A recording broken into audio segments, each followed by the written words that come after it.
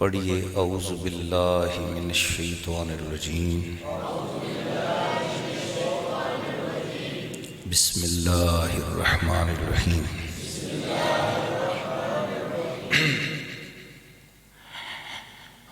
فلا نولی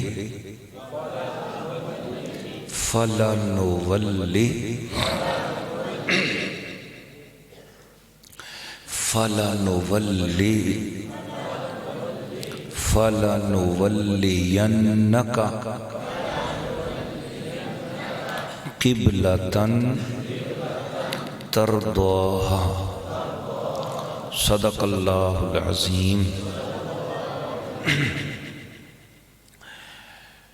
اللہ تعالیٰ کا شکر ہے کہ جس نے میلاد مصطفیٰ کی سالانہ اس کانفرنس میں جو کہ یہ بسلسلہ شادی خانہ آبادی بھی ہے، میرے پیارے دل کے ٹکڑے مرید اور میرے پیارے خلیفہ جناب عاشق رسول اور خدمتگار آل مصطفیٰ جناب حضرت مولانا حافظ و قاری محمد فیضان صاحب اویسی چشتی قادری نقشبندی، اللہ کریم ان کی زندگی میلاد مصطفیٰ کے سائے کی برکت سے دلہن والوں کو بھی اور دولہے والوں کو اللہ تعالیٰ خوشیاں اور برکتیں عطا فرمائے۔ اور یہ محفل مبارکہ سالانہ ہوتی ہے اور یہ محفل مبارکہ بڑے عرصے سے ہو رہی ہے، اور سچی بات یہ ہے کہ کوئی آتا ہے کوئی جاتا ہے پر محفل کا ہے رنگ وہی، کوئی آتا ہے کوئی جاتا ہے پر محفل کا ہے رنگ وہی، ساقی کی نوازش جاری ہے مہمان بدلتے رہتے ہیں، ساقی کی نوازش جاری ہے مہمان بدلتے رہتے ہیں۔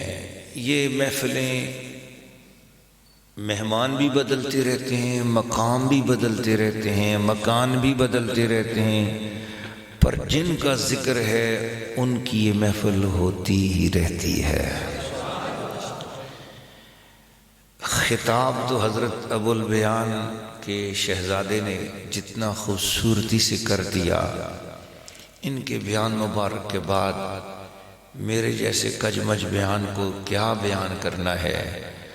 اللہ ان کے بیان کی لذتوں کی برکت سے ہمارے ایمان کو تازہ فرمائے۔ اور پھر ثنا خانوں نے جس طریقے سے آنسوؤں کے چشمے جاری کیے ہیں، اللہ کرے ان کو، ہمیں، آپ کو، سب کو اسی طرح حضور کے روضے کے سامنے جا کے بھی آنسوؤں کے نذرانے پیش کرنے کی توفیق عطا فرمائے۔ آج میں نے صرف ایک لفظ پر گفتگو کرنی ہے اور میری گفتگو فقیری والی ہوگی، آپ اس کو عالمانہ انداز میں نہ لے لیں، عالمانہ انداز میں نہ لیں، کیونکہ میں علم سے معافی مانگ چکا ہوں بڑے زمانے سے، علم کی دنیا مجھے پتہ ہی نہیں ہے، میں تو ان پڑھ آدمی ہوں۔ ہاں، مانجی سرکار نے کچھ نظر کرم کی ہوئی ہے، دفتر والے بابا جی نے کچھ کرم کیا ہوا ہے، یہ بزرگوں کی عطا ہے، ان کی نگاہ ہے کہ پتھر بھی کلمہ پڑھ لیتے ہیں، درخت بھی بولا کرتے ہیں، لاٹھیوں میں بھی جان آ جایا کرتی ہے، وہ نگاہ فرما دیں تو پھر جس نے کچھ کام نہیں کرنا ہوتا وہ بھی وہ کام کر جایا کرتا ہے۔ وہ میاں محمد بخش صاحب کا ایک شعر سنا دوں۔ وہ ایک دن میاں صاحب پنجاب کے ایریے میں تھے نا، وہاں پر گڑھی شریف تو لوگ چھتوں پہ لڑکے گڈیاں اڑا رہے تھے، پتنگیں اڑا رہے تھے، تو آپ نے دیکھا دھاگا نظر نہیں آ رہا تھا تو گڈیاں ہوا میں اڑ رہی ہیں۔ آپ نے چھت پہ کھڑے ہو کے گڈی سے پوچھا، او گڈیے، او پتنگے، او ڈیئر کائٹس، یہ بتاؤ کیسے اڑ رہی ہو؟ گڈی نے ان سے کہا، حضور یہ جتنا بھی ہم اونچا اڑ رہے ہیں نا، دیکھنے میں ہم اونچی ہیں پر ہماری ڈور نیچے کسی کے ہاتھ میں پکڑی ہوئی ہے۔ ہمیں نہ دیکھو، یہ دیکھو ہماری ڈور کس کے ہاتھ میں ہے۔ تو جڑیاں گڈیاں آپے اڈیاں، او کدے نہ چڑھن اونچائیاں، جڑیاں گڈیاں۔ میں اوکھی گل بھی کیتی ہے تے پھر میں معافی منگنا، جے سوکھی کیتی تے میرے نال پڑھو۔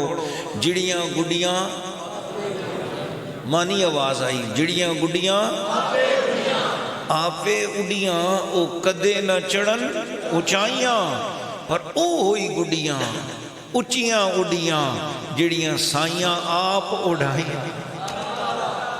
او ہوئی گڈیاں اچیاں اڈیاں، اچیاں اڈیاں، جڑیاں سائیاں آپ اڑائیاں۔ تو میں نے ایک آیت کریمہ کی تلاوت کی ہے، اس میں بتانا چاہتا ہوں کہ انبیاء کے اندر کس کی گڈی اونچی اڑی ہے۔ انبیاء میں جی وہ حضور کی شان اقدس کے حوالے سے ایک لفظ میں نے قرآن مجید کی آیت جان بوجھ کر پڑھائی، لیکن اس میں صرف ایک لفظ پر گفتگو کروں گا۔ فَلَنُوَلِّيَنَّكَ قِبْلَةً تَرْضَاهَا، نہ تو میں فَلَنُوَلِّيَنَّكَ پر گفتگو کر سکتا ہوں ابھی کیونکہ یہ 3 گھنٹے مانگتی ہے، تَرْضَاهَا پر بھی گفتگو نہیں کر سکتا، 3 گھنٹے وہ بھی گفتگو مانگتی۔ بیچ میں ایک لفظ ہے قبلتن، اس پہ تھوڑی سی گفتگو کر لیتے ہیں چونکہ ہم 5 ٹائم قبلے کی طرف ہی منہ کرتے ہیں نا، بولو ذرا سبحان اللہ۔ قبلہ کس کو بولتے ہیں؟ میں لفظ قبلہ کی خدمت میں حاضر ہو رہا ہوں۔ قبلہ حضرت مفتی احمد یار خان نعیمی گجراتی رحمۃ اللہ علیہ نے تفسیر نعیمی جلد نمبر 2 پارہ نمبر 2 اسی آیت کے تحت لفظ قبلہ کی تعریف کی ہے۔ اردو میں آپ پڑھ سکتے ہیں وہاں سے، عربی زبان میں تو امام فخر الدین رازی نے بڑی کمال گفتگو کی ہے قبلہ کے حوالے سے، مگر وہ عربی میں آپ پریشان ہوں گے۔ اردو میں پڑھنا چاہیں تو تفسیر نعیمی ہے، اور اس کا اردو میں ترجمہ روح البیان کا میرے استاد گرامی فیض الملت والدین علامہ فیض احمد صاحب اویسی رحمۃ اللہ علیہ نے کیا ہے، تو وہ بھی فیوز الرحمان کے نام سے ہے، تو وہ بھی آپ پڑھ سکتے ہیں۔ اب حوالے ہو گئے کافی، اب آتے ہیں ہم گفتگو کی طرف۔ آپ میں سے جو بندہ جاگا ہوا ہے صرف وہ بولے اللہ اکبر۔ قبلہ کہتے ہیں اس شخص کو، اس جگہ کو یا اس چیز کو جدھر متوجہ ہو کر خدا کی رحمت وصول کی جائے۔ قبلہ کس کو بولتے ہیں؟ اس شخص کو یا اس جگہ کو یا اس چیز کو کہ جدھر متوجہ ہو کر اللہ کی رحمت کو وصول کیا جائے۔ اب یہ تھوڑی سی مشکل بات تھی، اب اس کو آسان کرتا ہوں۔ میں چاہتا ہوں کہ اللہ کی رحمت میری طرف متوجہ ہو، تو حکم ہوا کہ تو ایسے کسی شخص کو دیکھ یا ایسی کسی جگہ کو دیکھ یا ایسی کسی چیز کو دیکھ، تو اسے دیکھے گا، اس پر اس شخص پر، اس جگہ پر یا اس چیز پر ہر وقت اللہ کی رحمت برس رہی ہے، تو ادھر دیکھے گا رحمت تجھے بھی دیکھنے لگ جائے گی۔ آپ کے دماغ میں قبلے کی تعریف آ گئی، قبلے کی آپ کو انٹروڈکشن پتہ چل گئی، ٹھیک ہے؟ تو قبلہ کسی شخص کو بھی کہتے ہیں، کسی جگہ کو بھی کہتے ہیں، اور کسی چیز کو بھی کہتے ہیں۔ اب اس کی زیادہ تشریح میں پھر نہیں پھیلانا چاہتا جان بوجھ کر، میں ایک حدیث سناتے ہوئے اپنی بات سمیٹ لوں گا۔ تو اس کا مطلب یہ ہوا قبلہ خدا کی رحمت والی، خدا کی رحمت جہاں ہر وقت برستی ہو، بس اسے قبلہ کہتے ہیں۔ وہ جس بندے پہ برس جائے اس بندے کو بھی قبلہ کہتے ہیں، جس جگہ پہ برس جائے اس جگہ کو قبلہ کہتے ہیں، اور جس چیز پہ برس جائے اس چیز کو بھی قبلہ بولتے ہیں۔ ہر وقت رحمت، مسلسل رحمت۔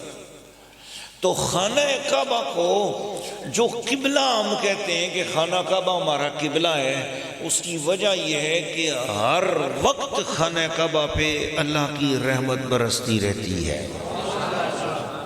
اس رحمت کا اتنا وفور ہے، خانہ کعبہ پہ اللہ کی رحمت کا اتنا زیادہ، یعنی اللہ کی رحمت اتنی زیادہ خانہ کعبہ پر برس رہی ہے۔ اس کو ذرا پکا کرو ادھر۔ اللہ تعالیٰ کی رحمت خانہ کعبہ پر اتنی زیادہ برس رہی ہے۔ اب توجہ کرنا، ایک بڑا قیمتی نقطہ یہاں آ گیا ہے، فقیری نقطہ۔ اتنی زیادہ خانہ کعبہ پہ اللہ کی رحمت برس رہی ہے، اتنی زیادہ برس رہی ہے، اتنی زیادہ برس رہی ہے کہ خانہ کعبہ مکہ شریف میں ہے، اور پانچوں وقت پوری دنیا میں لوگ صرف مکے میں جا کے نماز نہیں پڑھتے، حرم میں نہیں پڑھتے ہیں۔ مشرق والے مشرق میں قبلے کی طرف رخ کر کے نماز پڑھتے ہیں، مغرب والے مغرب میں خانہ کعبے کی طرف رخ کر کے نماز پڑھتے ہیں، شمال والے شمال میں، جنوب والے جنوب میں۔ مفتی احمد یار خان نعیمی گجراتی رحمۃ اللہ نے فرمایا، زمین کے کنووں میں کام کرنے والے زمین کے اندر سے کعبے کی طرف رخ کرتے ہیں، اور جہازوں پہ سفر کرنے والے جہازوں کے اندر کعبے کی ڈائریکشن کی طرف رخ کرتے ہیں۔ کعبے کے پاس اتنی بڑی رحمت ہے کہ جو زمین میں جہاں کہیں بھی قبلے کی طرف متوجہ ہو جاتا ہے، کعبہ اسے وہیں پر نواز دیتا ہے۔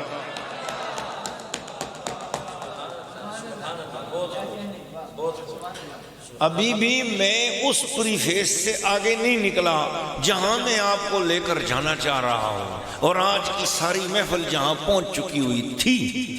میرے ذیشان گوہر نے گفتگو کی، میرے دماغ میں ووالد وما ولد پر گفتگو کرنا تھی، لیکن اس بندے کے پڑھنے کے انداز نے میرا عنوان کلام تبدیل کر دیا، اس لیے میں لفظ قبلہ کی طرف حاضر ہو گیا۔ اب میں آپ کو کیا عرض کر رہا تھا کہ قبلہ خانہ کعبہ ہے، اور خانہ کعبہ میں اتنی بڑی پاور ہے کہ گناہگار سے گناہگار آدمی خانہ کعبہ کی طرف متوجہ ہو جائے، خانہ کعبہ اس کو وہیں پر نواز دیتا ہے۔ اتنا ڈھیلا مجھے توقع نہیں تھی آپ سے بولنے کی، اس لیے اونچا بولنا پڑے گا آپ کو۔ ایک بار اور، ایک بار اور،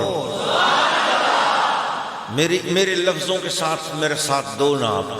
خانہ کعبہ میں اتنی بڑی پاور ہے، خانہ کعبہ میں اتنی بڑی، خانہ کعبہ میں اتنی بڑی پاور ہے کہ کوئی بندہ، کوئی بھی بندہ، کوئی بھی بندہ، کوئی بھی مسلمان نماز پڑھنے والا زمین کے کسی کونے پر کسی جگہ سے کعبے کی طرف متوجہ ہو، کعبہ اس کو وہیں پر نواز دیتا ہے۔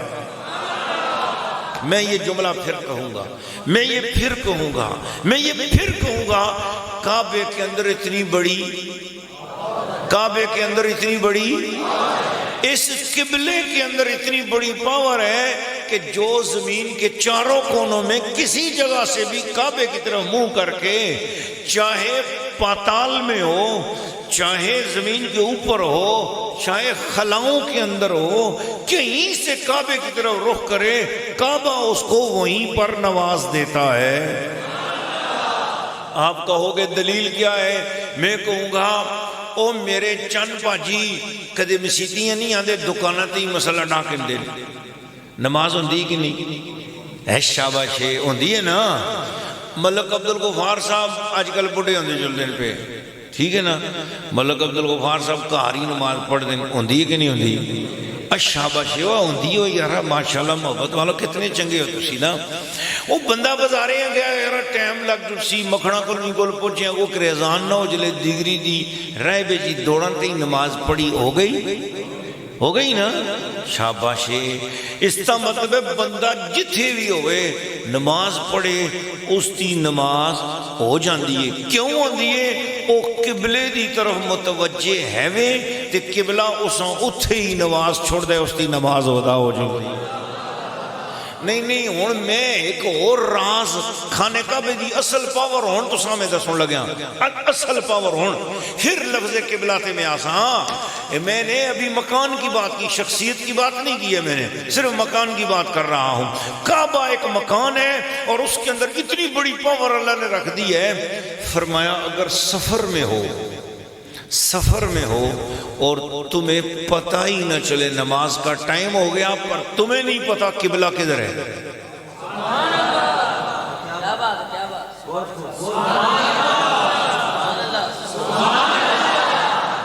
جنگل میں ہو، سفر میں ہو، نماز کا ٹائم ہو گیا اور تمہیں پتہ نہیں ہے کہ قبلہ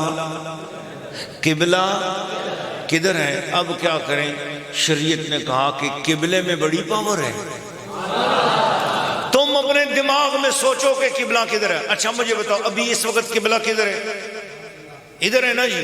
فرض کیا میں سفر میں ہوں اور سفر میں مجھے نہیں پتا قبلہ ادھر ہے، تو میں فرض کے یہی مقام ہے، مجھے نہیں پتا، میں ایک انجان مسافر ہوں، یہاں آیا ہوں اور میں نے نماز پڑھنی، مجھے نہیں پتا کہ یہاں قبلہ کدھر ہے۔ چنانچہ میں نے اپنے دل میں سوچا شریعت یہ کہتی ہے، فقہ یہ کہتی ہے، حنبلی یہ کہتے ہیں، مالکی یہ کہتے ہیں، شافعی یہ کہتے ہیں اور حنفی بھی یہی کہتے ہیں اور جعفری بھی یہی کہتے ہیں۔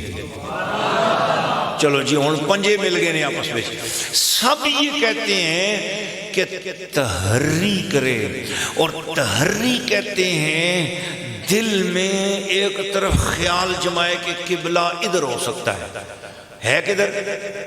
ادھر ہے نا۔ فرض کیا یہاں ایک جنگل ہے، میں اس جنگل میں پہنچا ہوں اور میں مسافر ہوں، تو میں نے نماز پڑھنی، مجھے کوئی بتانے والا ہی نہیں قبلہ کدھر ہے، تو میں نے نماز پڑھنی شروع کی، لیکن میرے دل میں تحریک کی، میں نے کہا قبلہ ادھر ہے، میں نے غلط سمت میں نماز پڑھ لی۔ قبلہ کدھر تھا؟ ادھر، میں نے منہ کر لیا ادھر، میں نے کر لیا ادھر، میں نے کر لیا ادھر، غلط سمت میں پوری نماز پڑھی۔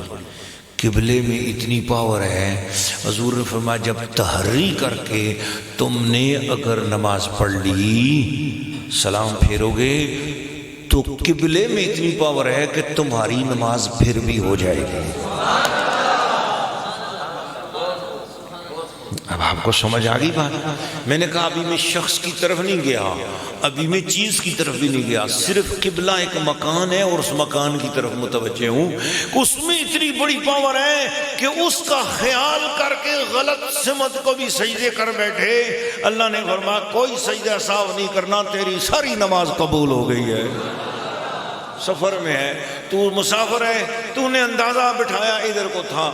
اچھا فقہ کی کتابوں میں حضرت علامہ زبیر شاہ صاحب نے یہ مسئلہ نور الاقزام میں پڑھا ہوگا، قدوری شریف میں پڑھا ہوگا، ایک بندے نے 4 رکعتیں پڑھنی تھیں سفر میں تحری کے ساتھ، اس نے 1 رکعت پڑھی ادھر کو منہ کر کے، جب دوسرا سجدہ کیا تو شک آیا یار قبلہ ادھر نہیں ہے، اس نے کہا ادھر ہے قبلہ، تو شریعت کہتی ہے نماز کے دوران ہی ادھر پھر جا۔ دوسری رکعت اس کو پڑھی، اس نے سجدہ کیا تو دل میں ہے نہیں یار قبلہ ادھر نہیں ہے، تیسری رکعت کے لیے اس کا دل آیا ادھر پھروں، شریعت کہتی پھر جا ادھر، وہ ادھر کو پھرا. 3 رکعتیں پڑھنے کے بعد خیال آئی اور نہیں قبلہ شاید ادھر ہو. وہ چوتھی رکعت میں ادھر کو منہ کر لیا. شریعت کہتی کر لیں. 4 رکعتیں الگ الگ سمت میں اس نے پڑھی. ہر مرتبہ تحری کی کہ ادھر ہوگا ادھر ہوگا. فرمایا اسے کوئی سجدہ سہو نہیں کرنا ہے, اس کی 4 رکعتیں ہو گئی ہیں. تحری میں ہر مرتبہ اندازہ لگاتا تھا ادھر ہوگا شاید ادھر ہوگا شاید ادھر ہوگا. اور نماز کے دوران سمتیں بدل رہی ہیں اس کی. نماز کے دوران سمتیں اس کی بدل رہی ہیں اور اس کی نماز ہو رہی ہے. اس کی نماز ہو رہی ہے. بس یہی تھا میرا climax. This is my climax of address. یہ میری آخری گفتگو کے الفاظ تھے جہاں تک میں آپ کو لانا چاہ رہا تھا. آپ پہنچائے وہاں پر. قبلے کے اندر اتنی بڑی پاور ہے کہ اگر اس کو دل میں رکھ کر غلط سمت کو بھی سجدہ ہو گیا, اس نے غلط سمت والے سجدے کو بھی اپنی طرف موڑ کر اسے بھی وہاں پر فیضان عطا کر دیا. آپ قبلے کی پاور کو سمجھے. اب تک لوگ سمجھ رہے تھے اس کی طرف رخ کر کے ہی وہ نوازنے کی شان والا ہے. اللہ نے کعبے کی عزت کو اور حرمت کی خاطر یہ مسئلہ بھی رکھ دیا. نا نا نا نا, میں نے کعبے کو اتنا زبردست اختیار دے رکھا ہے کہ اب یہ دل میں سجا کر کسی نے اگر غلط سمت کو بھی نماز پڑھ لی ہو جائے گی اس کی نماز, کیونکہ قبلے میں بڑی پاور ہے. قبلہ جہاں پر اس کے ساتھ عقیدت مند اس کی طرف متوجہ ہو, قبلہ اس کو وہیں پر نواز دیتا ہے. میں نے کعبے کے سامنے ہاتھ جوڑ کر کہا, اے کعبے, تیرے اندر تو 360 بت رکھے ہوئے تھے, تو مخلوق کا بت خانہ تھا, یہ بتا تو قبلہ کب سے بنا ہے؟ اس نے کہا قد نرا تقلب وجهک فی السماء فلنولینک قبلۃ ترضاها. میرے اندر قبلہ بننے کی سعادت نہیں تھی. میرے اندر کیا اوقات تھی؟ میں تو بت خانہ تھا, لات و حبل اور منات کا میں مرکز تھا. مجھے قبلہ بنایا ہے مصطفیٰ کے چہرے نے. حضور نے میری طرف چہرہ کر دیا, میں لوگوں کا قبلہ بن گیا.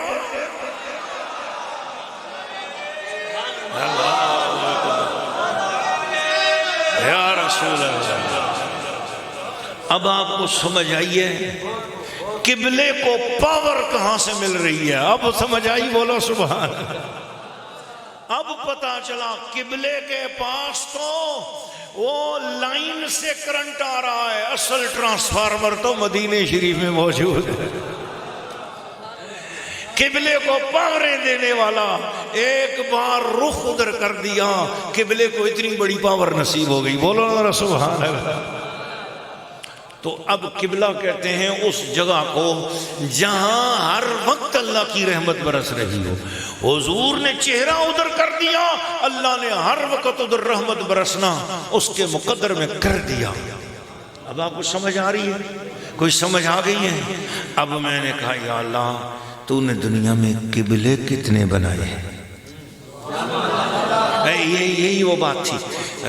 میں جگہ کے اعتبار سے بات کر رہا ہوں ابھی. میں نے کہا شخص کے حوالے سے بات نہیں کر رہا ابھی, اور میں نے کہا آج کے اس بیان میں نے چیز کے حوالے سے بھی بات نہیں کرنی. میں نے صرف جگہ کے اعتبار سے میں نے کہا اللہ جگہوں میں قبلے کتنے ہیں؟ تو تفسیر روح المعانی جلد نمبر 2 صفحہ نمبر 15. اتنا ڈھیلا بولے ہو نا کہ میرا دل چاہ رہا ہے کہ آپ کا ویزا لگاؤں مدینہ شریف لے جاؤں تاکہ اونچا بولو تو صحیح نا. سبحان اللہ.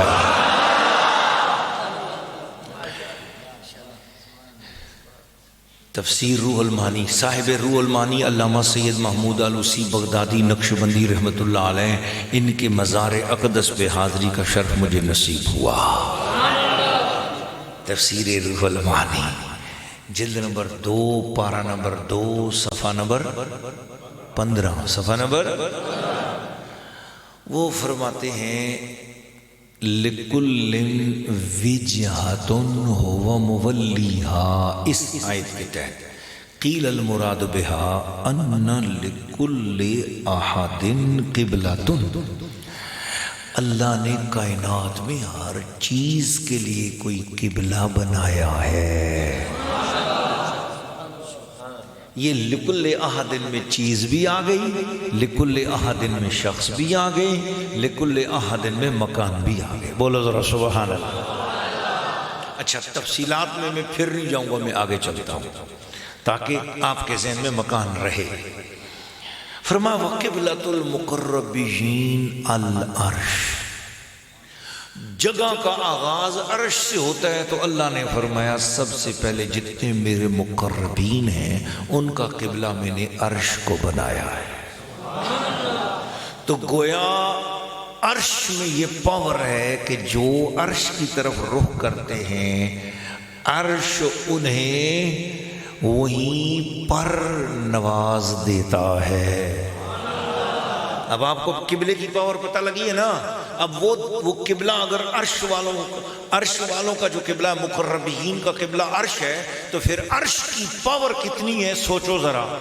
اللہ نے قرآن مجید کی سورہ توبہ کا اختتام اس بات پر کیا ہے. فَقُلْ حَسْبِيَ اللَّهُ لَا إِلَهَ إِلَّا هُوَ عَلَيْهِ تَوَكَّلْتُ. جس رب کے اوپر میں نے سارا بھروسہ کیا ہے نا وہ رب کون ہے؟ فرمایا وَهُوَ رَبُّ الْعَرْشِ الْعَظِيمِ. وہ میرا رب. حضور نے ذرا توجہ کرنا اس راز میں بڑا راز ہے. حضور نے یہ نہیں کہا وَهُوَ رَبُّ الْكَعْبَةِ، فرمایا وَهُوَ رَبُّ الْعَرْشِ الْعَظِيمِ. جس رب پر میں توکل کر رہا ہوں وہ عرش عظیم کا رب ہے.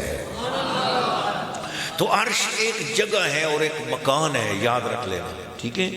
اعلیٰ حضرت امام اہل سنت نے فرمایا وہ نبی ہیں جن کے ہیں یہ مکان، وہ خدا ہے جس کا مکان نہیں. تو اللہ عرش پر مستوی تو ہے جیسے اس کی شان ہے، مگر اللہ عرش پر اللہ پاک اس طرح نہیں جیسے میں کرسی پر بیٹھا ہوں یا آپ زمین پہ بیٹھے ہو. نہیں، اللہ پاک کی توجہات عرش پہ ہوتی ہیں. بولو ذرا سبحان اللہ. مگر جیسے اس کی شان کے لائق ہے حقیقتاً وہ پاک ہے مکانات سے. تو اب آپ نے یہ بات سمجھ لی کہ عرش کو اللہ نے مقربین کا قبلہ بنایا. فرمایا فَقِبْلَةُ الرُّوحَانِيِّينَ الْكُرْسِي. اور وہ جو روحانی فرشتے ہیں ان کا قبلہ اللہ نے کرسی کو بنا دیا. ایک بار بلند آواز سے بولو گے ذرا سبحان اللہ. وَقِبْلَةُ الْقُرُوبِيِّينَ الْبَيْتُ الْمَعْمُورِ. اور جو ساری زمین و آسمان کے فرشتے ہیں ان کا قبلہ خانہ کعبہ کے اوپر آسمانوں میں بالکل اس کے اوپر ایک جگہ ہے، اس کا نام ہے بیت المعمور. وہ سارے فرشتوں کا قبلہ ہے. فرمایا محبوب والانبیاء قبلک قبلتہم بیت المقدس. اور حبیب جو تجھ سے پہلے سارے نبی گزرے ہیں نا ان کا قبلہ بیت المقدس.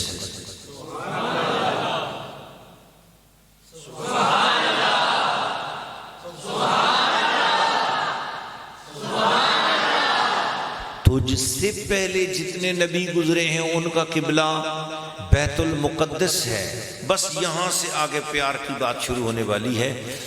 پیار کی بات تو شروع سے ہی چل رہی تھی لیکن یہ اللہ نے الگ الگ قبلے کیوں بنائے؟ بات تھی کہ جہاں رحمت ہر وقت برستی رہتی ہے تو تمہیں محسوس نہ ہو کہ صرف کعبہ ہی اللہ تعالیٰ کی رحمت برسنے کی جگہ ہے. اللہ کے پاس رحمت اتنی زیادہ ہے کہ اس کی رحمت عرش پہ بھی برس رہی ہے، اس کی رحمت کرسی پہ بھی برس رہی ہے، اس کی رحمت بیت المعمور پہ بھی برس رہی ہے. اور فرمایا والانبیاء قبلک قبلتہم بیت المقدس. اے حبیب تجھ سے پہلے جو انبیاء گزرے ان کا قبلہ بیت المقدس تھا. فرمایا فَقِبْلَتُكَ هِيَ الْكَعْبَةُ، اور یہ جو کعبہ ہے اے محبوب یہ تیرا قبلہ ہے، یہ کعبہ تیرا قبلہ ہے، یہ تو کہہ دیا تیرا قبلہ ہے، مگر حضور کی ذات اقدس میں یہ کعبہ کس چیز کا قبلہ ہے؟ تشریح یہاں سے آگے شروع ہوئی، فرمایا فَأَمَّا الْكَعْبَةُ فَهِيَ قِبْلَةُ جَسَدِكَ، یہ جو کعبہ ہے یہ فقط تیری بشریت کا قبلہ ہے، یہ تیرے اس ظاہری جسم کا قبلہ ہے، تو ادھر منہ کر کے رخ کر کے کھڑا ہوگا تو تیرے امتیوں کے لیے بھی کعبے کی طرف رخ کر کے کھڑا ہونا سنت مصطفیٰ بن جائے گا۔ فَأَمَّا الْكَعْبَةُ فَهِيَ قِبْلَةُ جَسَدِكَ، یہ جو کعبہ ہے یہ تو فقط تیرے وجود ظاہری کا قبلہ ہے، وَأَمَّا قِبْلَةُ الرُّوحِ، اور جو تیری روح کا قبلہ ہے، فَأَنَا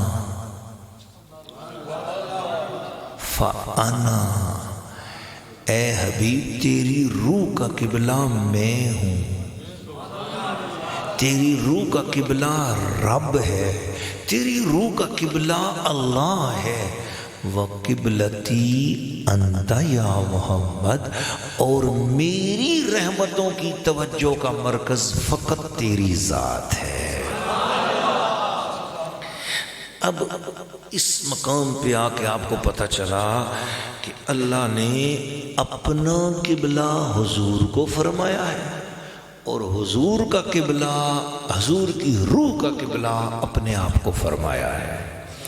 تو کعبے کو جتنی بڑی پاور ملی وہ حضور سے ملی تھی، اور حضور کو ساری پاور اللہ کی طرف سے ملی تھی۔ اب سوال یہ پیدا ہوتا ہے کہ مولا تو نے حضور کو قبلہ کیوں کہا؟ فرمایا میں نے دیکھا پوری کائنات میں ایسا جگر کس کا ہے کہ جو بیک وقت میری ساری رحمتوں کو اپنے اندر برداشت کر سکے؟ تو طور کے اندر بھی ایسی ہمت نہ تھی، موسیٰ بھی بے ہوش ہو کے رہ گئے، کوئی اکیلا نہیں ہے ایسا کہ جو ہر وقت میری رحمتوں کی تجلیات کو برداشت کر سکے۔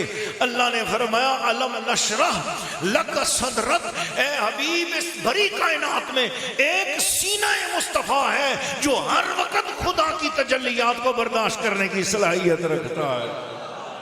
اس لیے اللہ نے فرمایا لو انزلنا هذا القرآن على جبل لرأيته خاشعا متصدعا من خشیت اللہ، اگر یہ قرآن کسی پہاڑ پہ نازل ہوتا وہ پہاڑ پھٹ کر ریزہ ریزہ ہو کر ریت کے ذروں میں بدل جاتا، لیکن اے سینہ مصطفیٰ تیری عظمت کو تیرا خدا سلام کر رہا ہے کہ اے سینہ مصطفیٰ ایک حرف نہیں پورے 30 پارے قرآن مصطفیٰ کے سینے پہ نازل ہوئے اور مصطفیٰ مسکرا رہے ہیں۔ تو ہم جس ہستی کا میلاد منا رہے ہیں ہمیں پتا چلا کہ وہ تو قبلے کا بھی قبلہ ہے، وہ قبلے کا بھی، قبلے میں کتنی پاور ہوتی ہے؟ جو اس کی طرف متوجہ ہو وہ وہیں پر اس کو نواز دیتا ہے۔ اور تعریف آپ کے دماغ میں آگئی تو بندیاں لے آنکھوں نا سبحان اللہ۔ قبلے میں یہ پاور ہوتی ہے کہ جو جہاں پر ہو وہیں پر اسے اس کی ضرورت کو پورا کر دے، وہیں پر اس کی نماز ہو جائے، چاہے دوڑا میں پڑھو، چاہے بنے ہوتے پڑھو، چاہے ڈوگیاں تے پڑھو، چاہے چھتے ہوتے پڑھو، چاہے کمرے وچ پڑھو، چاہے پورے وچ پڑھو، چاہے غاراں وچ پڑھو، چاہے کشتی وچ پڑھو، چاہے جہاز تے پڑھو، چاہے کھوئے وچ پڑھو، جتھے تساں نماز پڑھی تساں دی نماز کعبے دا کم میں ہو، تساں دی نماز قبول کرے۔ اور تسی سفر وچ ہو تساں پتہ نہیں لگتا کعبہ کیڑے پاسے وے، دسنے والا کوئی نہیں، کعبے آخیا میرا دھیان رکھ کے غلط پاسے بھی پڑھ گیا نماز تیری پھر بھی قبول ہے۔ اگر کعبے کا کام ہے جہاں پر کوئی ہو وہیں پر اسے فیض دے دیا جائے، تو اگر کعبے کی یہ شان ہے تو جس کے صدقے یہ کعبہ بنا ہے اس کی پاور کا عالم کیا ہوگا۔ ہمیں کوئی ضرورت نہیں ہے کہ محفل کریں اور اس کی ویڈیو بنا کر کسی بندے کے ذریعے کہیں سعودی عرب والے ہو اے ویڈیو ذرا مدینہ شریف چلائے ہو اساں نبی پاک دی محفل کی تھی ہے، نہیں، قبلے میں جتنی بڑی پاور ہے اس سے زیادہ پاور میرے مصطفیٰ کی ہے. ہم یہیں پر پکاریں وہ وہیں پر سنیں, ہم یہاں سے پڑھیں وہ وہیں پر سنیں. اور نہ بھائی میری ماں جی فرماتی ہیں ہم یہیں پر پڑھیں وہ یہیں پر سنیں. مصطفیٰ کی سماعت پہ لاکھوں سلام.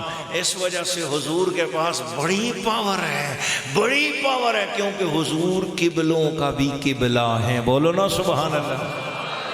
بس جب اللہ نے کہا قبلتی انت یا محمد تو حضور عرش کا قبلہ ہوئے کہ نہ ہوئے, حضور کرسی کا قبلہ ہوئے کہ نہ ہوئے, حضور بیت المعمور کا بھی قبلہ ہوئے کہ نہ ہوئے, حضور بیت المقدس کا بھی قبلہ ہوئے کہ نہ ہوئے, اور حضور خانہ کعبے کا بھی قبلہ ہوئے کہ نہ ہوئے. تو دنیا بھر میں صرف 5 قبلے ہیں اور 5 قبلوں کی جان کملی والے کا چہرہ ہے. بولو ذرا سبحان اللہ. تو حضور نبی کریم صلی اللہ علیہ وسلم کے پاس 5 قبلوں سے بڑی پاور ہے, 5 قبلوں سے بڑی پاور ہے, ان سے بھی زیادہ پاور ہے نبی پاک علیہ السلام. اچھا جی, اگر حضور کی پاور دیکھنی ہے کہ حضور کی پاور کتنی ہے, ایک واقعہ سنانے کی اجازت دینا چاہتے ہو تو پھر کہو اللہ اکبر. وہ ایک شعر ہے لیکن حقیقت ہے. ایک وار فرشتے آندے نے مڑ دوجی واری نہیں ملدی, اے یار دے امتی نے جڑے مڑ مڑ کے بلائے جاندے نے. فرشتے ایک بار آتے ہیں اور دوسری باری ان کو کیوں نہیں ملتی؟ امام عبد الوہاب شارانی رحمت اللہ علیہ نے لکھا دراصل فرشتے تعداد میں اتنے زیادہ ہیں, تعداد میں اتنے زیادہ ہیں کہ ایک بار پوری ورلڈ, پوری زندگی, پوری لائف میں فرشتہ ایک بار مدینہ شریف آئے گا, بس پھر اس کے بعد دوبارہ اس کو پورے قیامت تک دوبارہ اس کو باری نہیں آئے گی. فرشتے تعداد میں اتنے زیادہ, یہ ایک وجہ انہوں نے بیان کی. مگر اس وجہ پر قاضی عیاض رحمت اللہ تعالیٰ علیہ نے ایک اور گہری بات کی کہ فرشتے آتے کیوں ہیں, فرشتے آتے کیوں ہیں, ایسی کیا مسئلہ ہے کہ فرشتوں کو جو ہے نا مدینہ شریف آنا پڑتا ہے اور زندگی میں ایک بار ضرور آنا پڑتا ہے, تو ایسی کیا وجہ, آتے کیوں ہیں؟ وہ فرماتے ہیں دراصل فرشتوں کا نور کم ہو جاتا ہے. فرشتوں کا نور, بول سو, فرشتوں کا نور کم ہو جاتا ہے. بس وہ ایک بار آ کے اپنا پر حضور کی قبر کے ساتھ لگاتے ہیں, نبی پاک کے مزار منور کے ساتھ لگاتے ہیں, جالیوں کے ساتھ اپنا پر لگاتے ہیں, نبی پاک علیہ السلام کی جالیوں کے ساتھ قبر منور کے ساتھ اپنا پر لگاتے ہیں, پھر قیامت تک کے لیے نور کامل ہو جاتا ہے. پھر نور کم ان کا کبھی بھی نہیں ہوتا. اس لیے دوبارہ ان کو حاضری کی اجازت نہیں کہ بس مل گیا ایک ہی بار میں حضور نے اتنا نور دے دیا, اب قیامت تک ان کا نور کم نہیں ہوگا. اچھا روزانہ حضور کتنے فرشتوں کو نور بانٹتے ہیں؟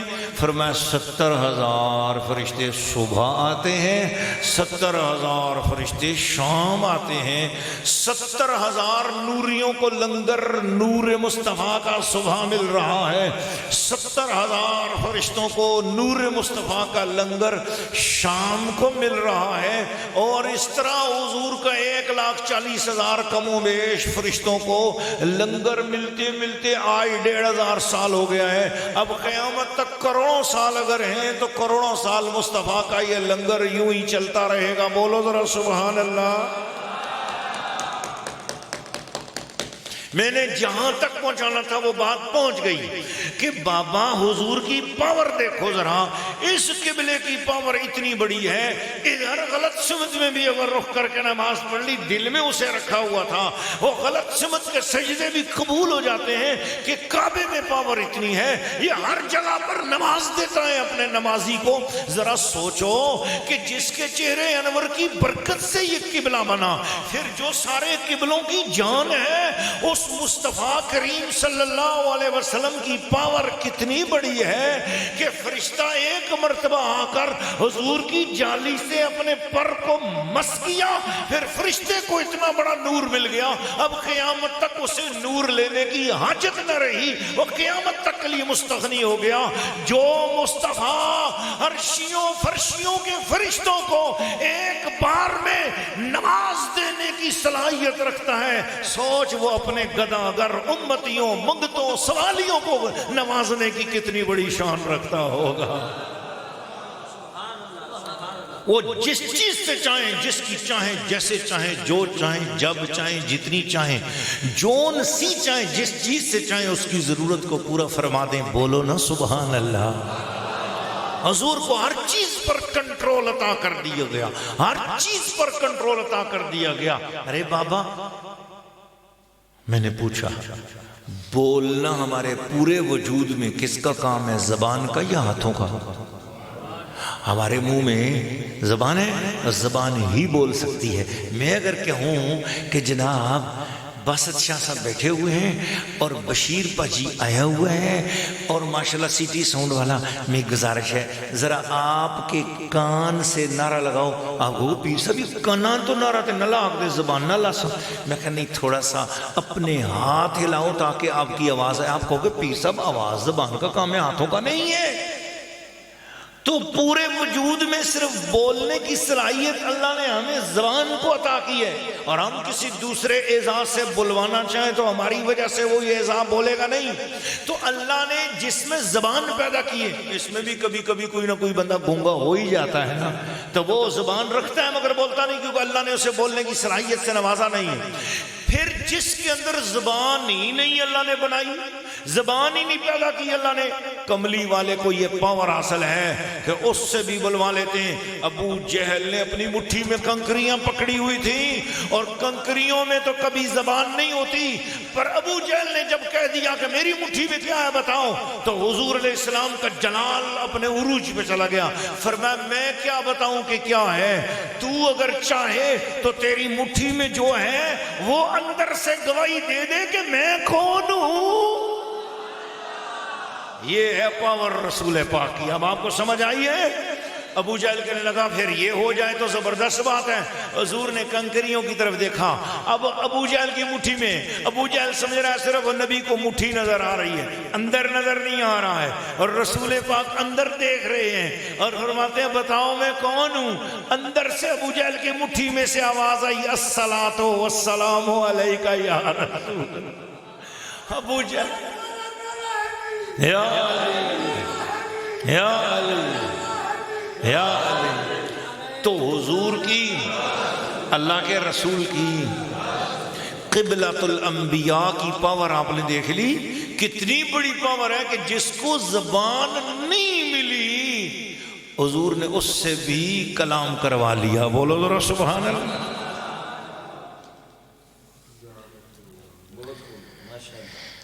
تو اس لیے میری اور تیری جو زبان پر درود شریف جاری ہے، ذکر و اذکار جاری ہے، یہ مت سمجھنا کہ ہم کوئی حضور پر احسان کر رہے ہیں۔ وہ چاہیں تو درخت ان کا کلمہ پڑھیں، ہرنیاں کلمہ پڑھیں، اونٹ کلمہ پڑھیں، چڑیا کلمہ پڑھیں، بھیڑیے ان کی نعتیں پڑھیں، وہ جس سے چاہیں نعتیں پڑھوا لیں۔ ان کو ہماری نعتوں کی ضرورت نہیں ہے، ہمیں ان کی نگاہ کرم کی حاجت ہے۔ ہم جو کچھ پڑھ رہے ہیں، جو کچھ سن رہے ہیں، سنا رہے ہیں، صرف اس لیے کہ حضور آپ کا احسان ہے کہ آپ نے ہمیں اپنے ثناخانوں میں شامل کر دیا ہے۔ آپ سن رہے ہو، یہ سننا بھی سنت مصطفیٰ ہے، یہ سننا سنت الہیہ ہے، یہ سننا سنت ملائکہ ہے۔ آپ آئے ہو، آپ یہ بد احسان کرنا اور نہ اپنے دماغ میں یہ سوچنا کہ تم نے کوئی احسان کر دیا حضور کا میلاد بنا کر۔ اللہ نے قرآن میں کہا لَقَدْ مَنَّ اللَّهُ عَلَى الْمُؤْمِنِينَ إِذْ بَعَثَ فِيهِمْ رَسُولًا۔ لوگو یہ خدا کا بہت بڑا احسان ہے کہ تمہیں حسن تکلم عطا کرنے کے لیے محبوب تمہارے بیچ میں بھیج دیا۔ تم اسے دیکھتے چلے جاؤ اور اس کی باتیں کرتے چلے جاؤ، تمہاری باتیں حسین ہو جائیں گی۔ جائیں گی. تم اس کی آنکھوں کو دیکھو تمہاری آنکھیں حسین ہو جائیں گی. تم اس کے چہرے کو دیکھو تمہارا چہرہ حسین ہو جائے گا. تم اس کے ہاتھوں کی بات، ارے اسی کو عنوان کلام بناتے رہو تو اٹھتے بیٹھتے چلتے پھرتے تم اس کی باتیں کرتے رہو گے. میں تمہارا نام نیک بندوں میں شامل کرتا چلا جاؤں گا. تم گناہگار بھی ہوگے نا، میں اس کی باتوں کے صدقے تمہارے گناہوں پر بھی پانی ڈال دوں گا، معاف کر دوں. اولئک یبدل اللہ سیئاتہم حسنات. تو میں نے کیا کہا؟ فَلَنُوَلِّيَنَّكَ قِبْلَةً تَرْضَاهَا. تو قبلہ کہتے ہیں اسے جہاں ہر وقت رحمت برستی رہتی ہو. وہ جگہ، وہ شخص یا وہ چیز اس پر ہر وقت رحمت برستی رہتی، اسے قبلہ کہتے ہیں. مگر آخری جملہ پھر اس کو کیا بولیں گے؟ رحمت برستی رہتی ہے مگر وہ چیز رحمت سے الگ ہے نا. کعبہ پتھروں سے بنا ہوا ایک مکان ہے، ایک جگہ ہے نا، پر وہ کعبہ خود رحمت نہیں ہے، رحمت اس پر برستی رہتی ہے. اور حلیمہ کا چاند تو ہے، اللہ نے فرمایا وَمَا أَرْسَلْنَاكَ إِلَّا رَحْمَةً لِلْعَالَمِينَ. تو ایسا قبلہ ہے کہ تیرے پورے وجود کو ہم نے کائنات عالمین کے لیے رحمت بنا دیا ہے. قبلے پر رحمت برسے وہ اتنی بڑی پاور والا ہے، اور جو خود ہی رحمت بن کے آیا ہو اس کی پاور کا عالم کیا. مصطفیٰ جان رحمت پہلا